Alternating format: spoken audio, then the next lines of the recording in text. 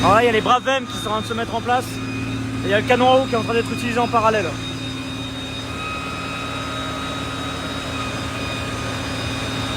En fait, le problème, c'est que là, en tant que journaliste, on aimerait bien pouvoir passer de l'autre côté, mais on est un peu bloqué. Sinon, on essaye toujours de se mettre au plus proche, mais on est un peu bloqué depuis tout à l'heure.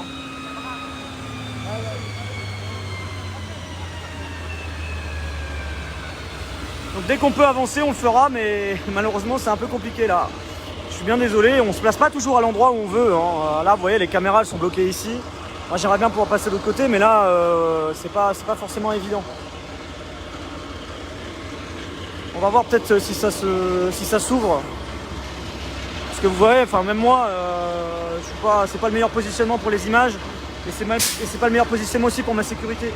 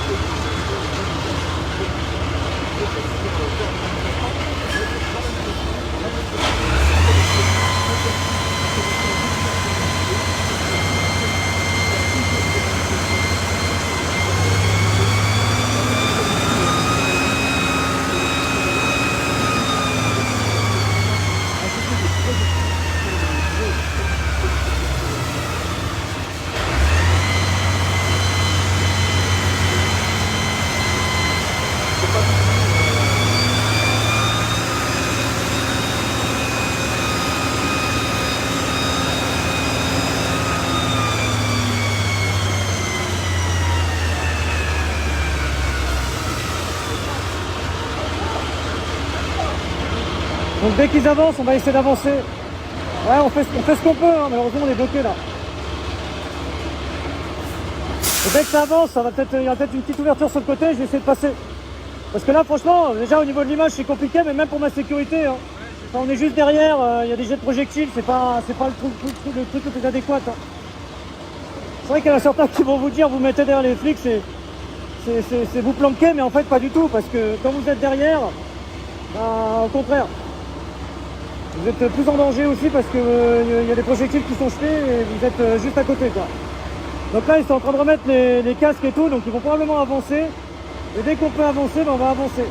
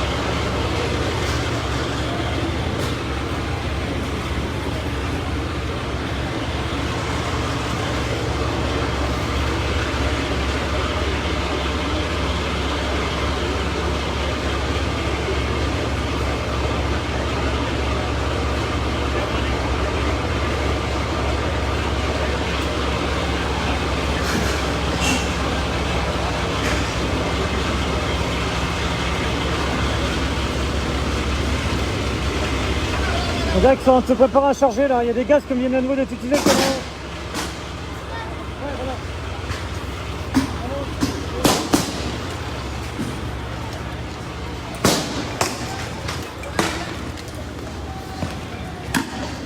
des lacrymogènes partout.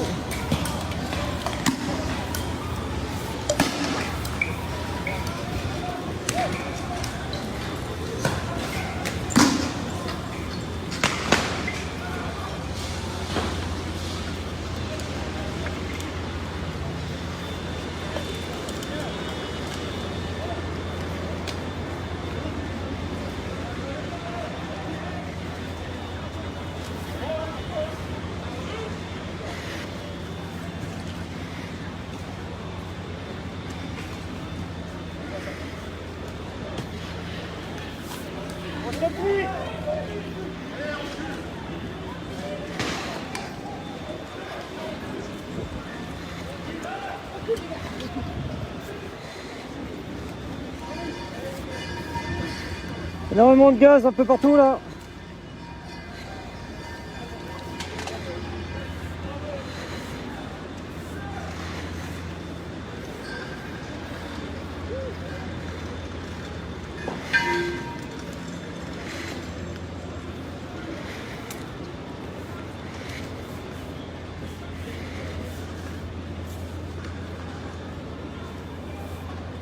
Ouais, il y a du monde à République, c'est ce que je disais. Et il y a aussi du monde ici.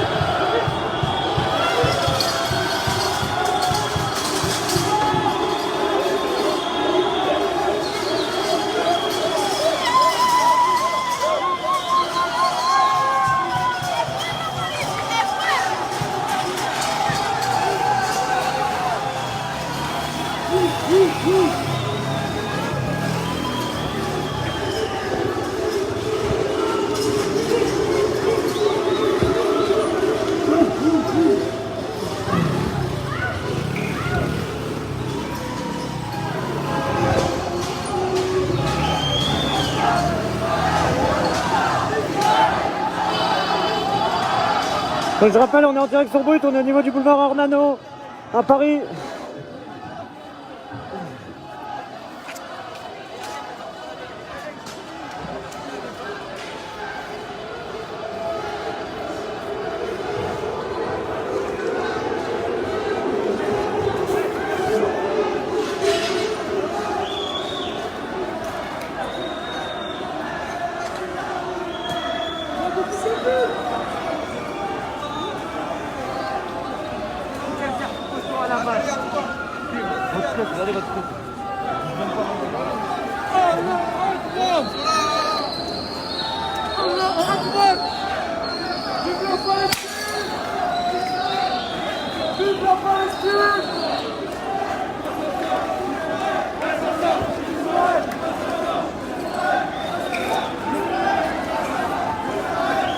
Donc là, les manifestants sont en train de regrouper, mais il y a la police qui est en train d'intervenir. C'est la Brave M là, exactement. Il y a la Brave M.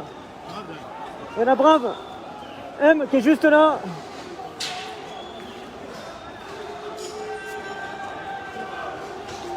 C'est pour ça qu'il y a eu un mouvement de foule.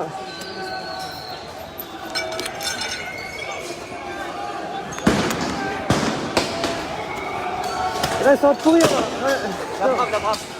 Ouais, j'ai vu.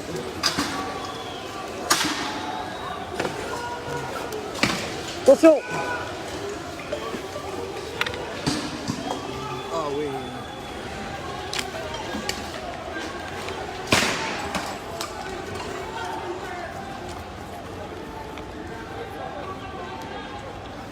Il y a eu beaucoup de gaz là. Lacrymogène.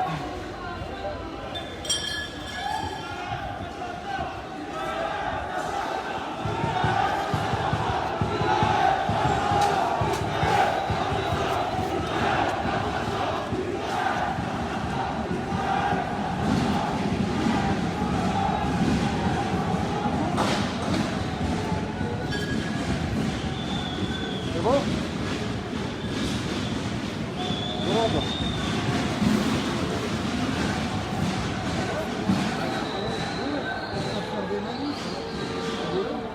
Salut Rémi. Salut, ça va? Comment vas-tu? Ça va toi?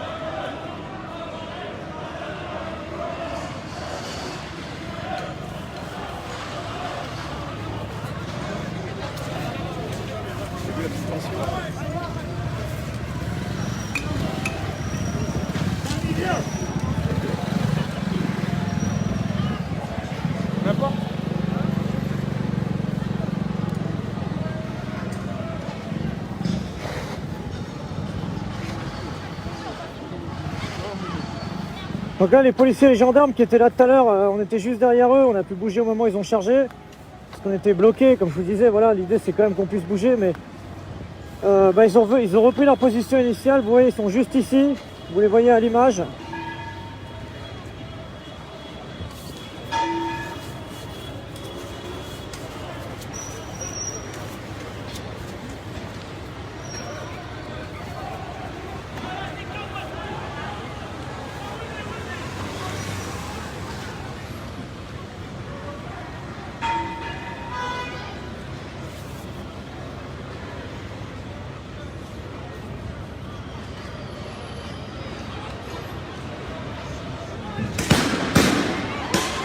Au niveau des gaz lacrymogènes utilisés.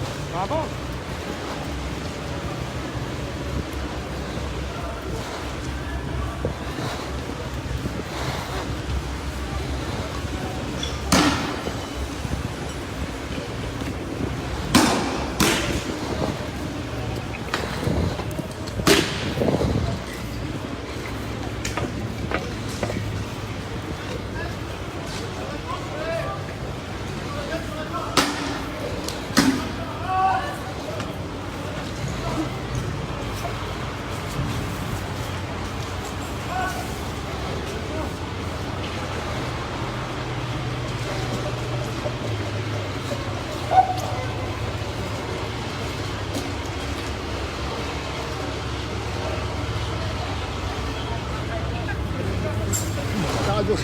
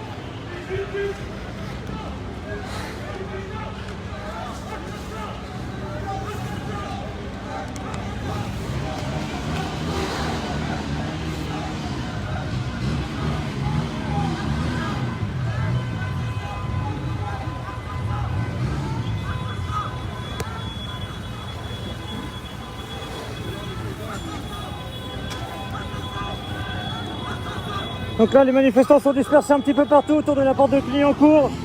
Vous avez quelques centaines de personnes un petit peu partout.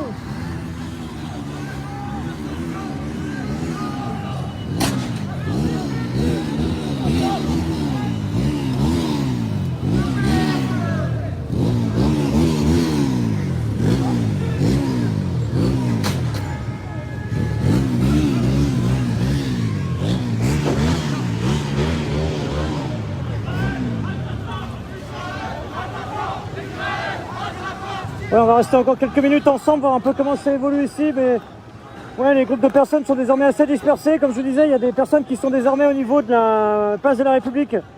On nous signale que de minute en minute, le rassemblement semble être en train d'être de plus en plus important. Voilà, les événements en cours actuellement. Au niveau de la porte de Clignancourt, les personnes qui sont ici se dispersent progressivement.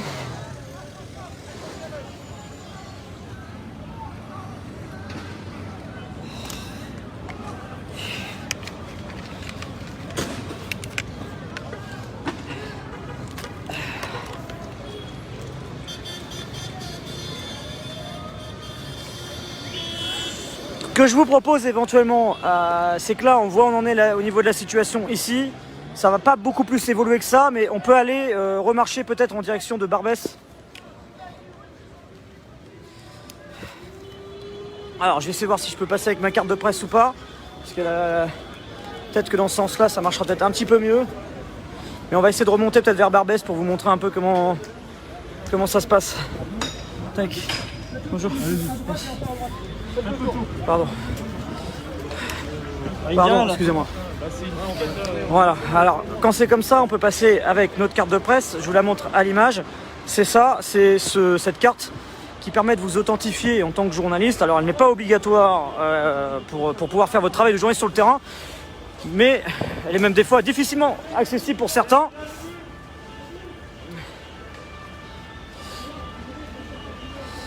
Pour des raisons notamment financières. Et je vous disais donc la carte de journaliste n'est pas obligatoire, enfin la carte de presse n'est pas obligatoire pour exercer le métier.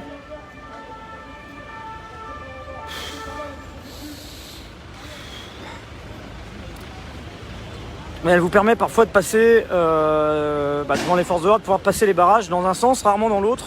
C'est pas toujours évident. Alors là il y a à nouveau des gaz lacrymogènes qui. Ah voilà, alors, il y a des gaz lacrymogènes qui sont utilisés. En train de disperser les derniers manifestants qui sont ici. Et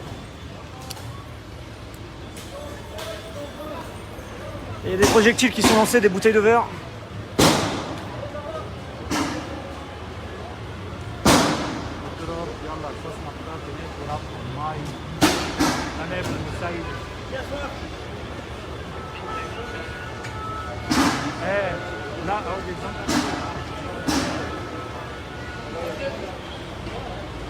Voilà, beaucoup de gaz lacrymogène. Là, on va repartir tout doucement vers Barbès. On va vous montrer un peu comment ça se passe. On va... Il est exactement 18h12 hein, si vous nous rejoignez ici. On est à proximité de la porte de Clignancourt. là où des tensions sont encore en cours à l'instant. Alors ce que je vous propose, c'est qu'on remonte vers Barbès pour vous faire un petit point complet sur la situation. On a compris un peu où on en est à l'endroit où on se trouve, mais on va aller voir un peu comment ça se passe aux alentours jusque Barbès. Vous expliquer qu'à République, il y a un rassemblement qui est en train de grossir place de la République à Paris de minute en minute actuellement. Selon les dernières informations qu'on a pu avoir, alors quand on dit information, c'est qu'en fait entre journalistes on s'échange des informations. Il y a un peu de solidarité aussi dans le métier. On essaye de pouvoir se dire voilà, il se passe telle chose à tel endroit. C'est comme ça qu'on peut réussir à vous informer, à vous donner un panorama, un contexte complet sur une situation qui est en cours.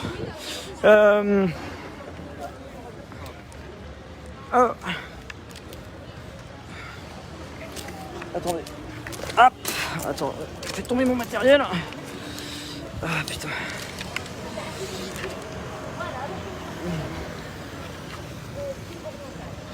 Hop, excusez-moi.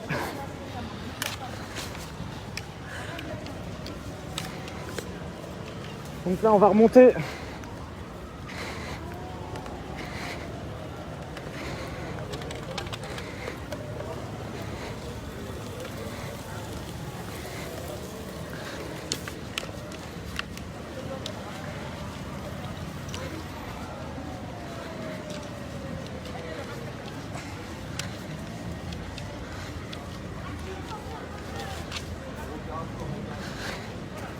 On va remonter tout doucement vers Barbès.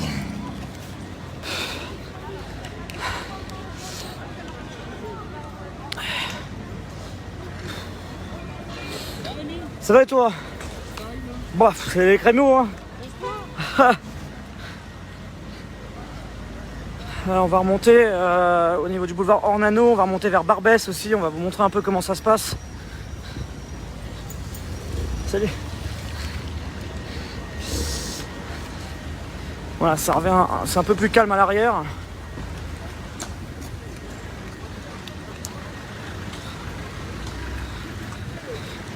Ils ont même un peu rouvert la circulation.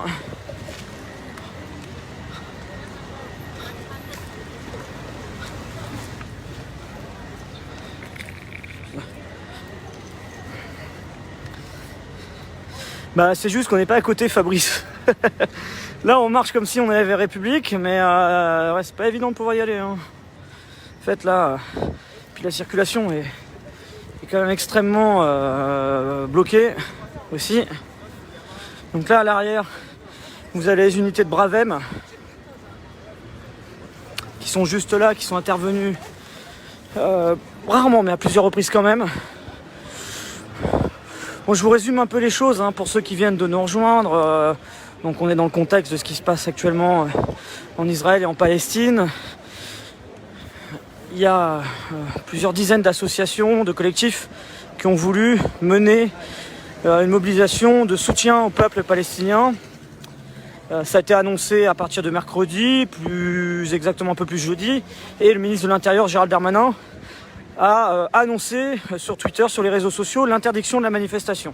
C'est-à-dire qu'en prenant comme argument ce qui s'était passé en 2014, où il y avait eu des tensions à l'époque, des violences, et en prenant, enfin c'est un prétexte parmi d'autres qui ont été utilisés,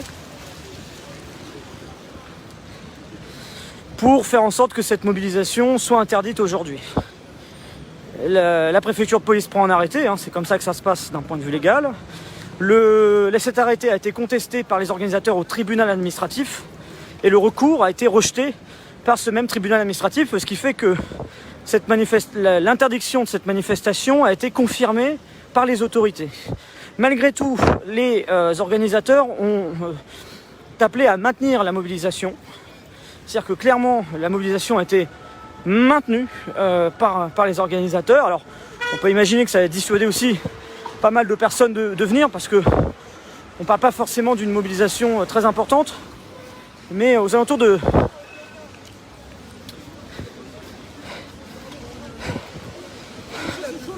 Un petit peu. Aux alentours de 14h15, il y a plusieurs dizaines de personnes qui ont commencé à se regrouper. Les forces de l'ordre sont immédiatement intervenues pour les encercler. La NAS s'est ouverte, les canons à eau ont été utilisés, s'en est suivi donc des tensions que vous avez pu suivre en partie avec nous depuis près d'1 heure et demie. Ça a duré un peu plus longtemps parce que ça a commencé même un peu avant qu'on soit en live, avec des tensions qui ont commencé donc à Barbès, où en fait dès lors qu'il y avait un petit groupe de manifestants qui se formait, les policiers, les gendarmes intervenaient immédiatement pour disperser tout groupe de manifestants. Donc ça s'est tendu au fur et à mesure du temps. Et jusqu'ici, là sur ce boulevard Ornano, dans le 18e arrondissement, donc entre Barbès et le porte de Clignancourt. Et donc au moment où on se parle, il y a encore quelques tensions, c'est ce que vous avez pu voir au niveau de la porte de Clignancourt. Là j'ai préféré retourner vers Barbès parce que on voit qu'on est en fin de situation, qu'il reste plus forcément grand monde là-bas. Et donc j'ai envie de vous montrer ce qui se passe peut-être un peu par ailleurs.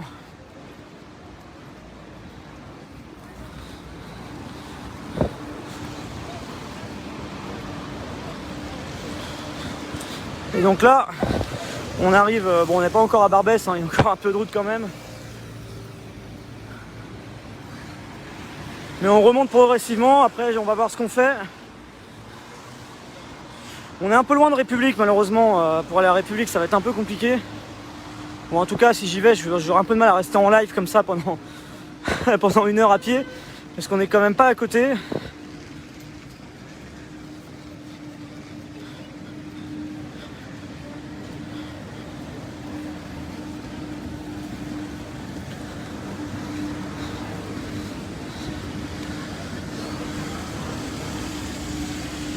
Donc là, vous avez, là c'est les services de propreté de la mairie de Paris qui sont en train d'intervenir pour nettoyer les routes parce que, vous voyez, ça peut paraître assez particulier, mais vous avez des tensions d'un côté, puis d'un autre côté, il y a une ville qui continue à vivre à peu près normalement. Hein.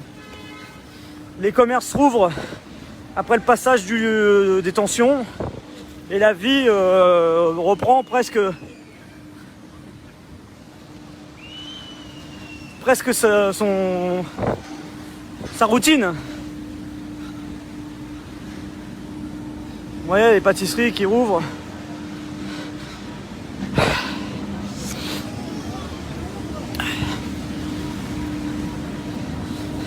Les commerces, les coiffeurs, bref, la vie qui est de retour. Ouais, mais c'est un peu compliqué d'être en scooter là en étant en live en même temps quoi. J'ai pas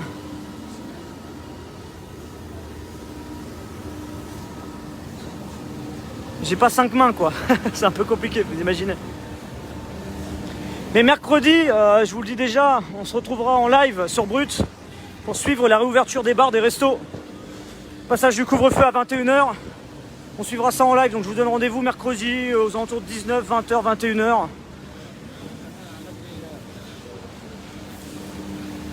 Et on suivra ça en live, comme vous en avez l'habitude.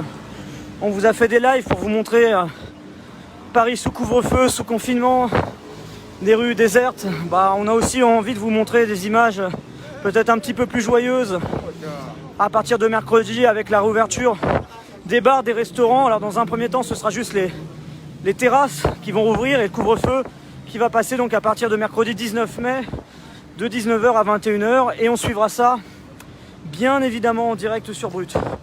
J'en profite également des images complémentaires de ce qui s'est